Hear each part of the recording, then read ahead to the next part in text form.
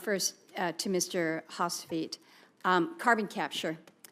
We've got some key projects that we're anticipating as we're looking to process North Slope natural gas. This is central to the viability of our Alaska LNG project.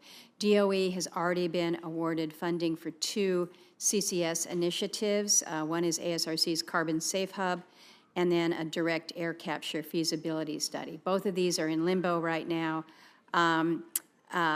We're concerned that they may be on a DOE list of cuts going to the White House. It's something, again, that we have been working with industry in a very collaborative way, working with the agencies, and we look at this piece as really very strategic for the energy initiative that we have up there.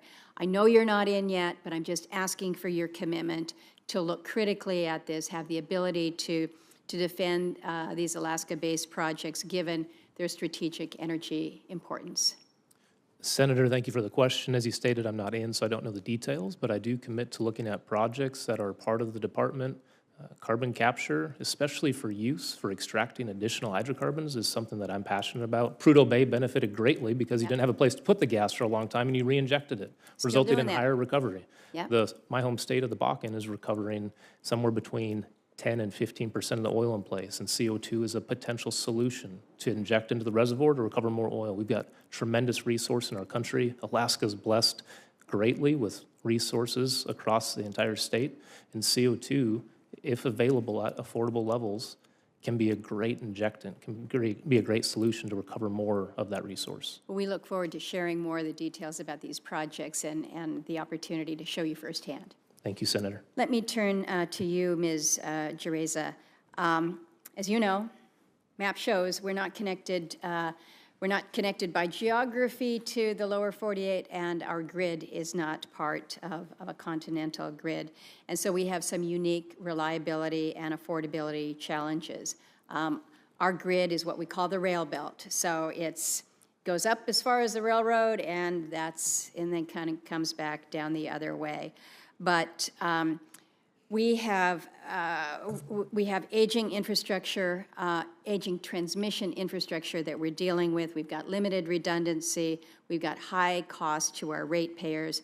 So I need you, and again, same point that I've just made previously. I understand you're not there, but we have a grid modernization effort that is underway, significant grant funding that came a couple years ago to help us with this integration of this transmission grid to kind of boost it up, to allow it to take us at least forward for the next decade or so. So I just need your commitment to look critically at what our needs are in Alaska, again, when we're not part of anybody else's interrelated grid.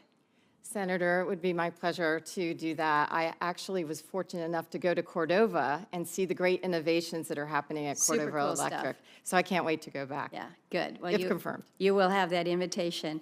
And finally, Mr. Doffermeyer, I know you've got a little bit of a connection to Alaska through through some of your law school buddies who are very focused on Alaska. Caleb Freilich, who is around here. He speaks highly of you, by the way. We saw in the last administration just a torrent of decisions and regulations from Interior that were absolutely contrary to what we passed into law here in Congress. It was pretty tough, and this was on our petroleum reserve. It was on the non-wilderness portion of the coastal plain. It was on the Ambler Access Project. Our public land orders, we've got a whole list of them. I just need your commitment, and I hope that this is the easiest question that you will ever get, your commitment to ensure that Interior returns to following the law as it is written if you are confirmed as solicitor. Yes, ma'am. Wow. See how easy that was. Easy enough.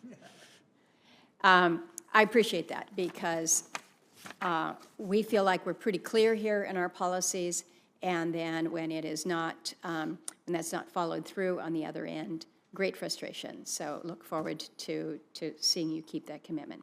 Thank you, Mr. Chairman, and I appreciate the opportunity to blast in at the very end. Thank you. Thank you.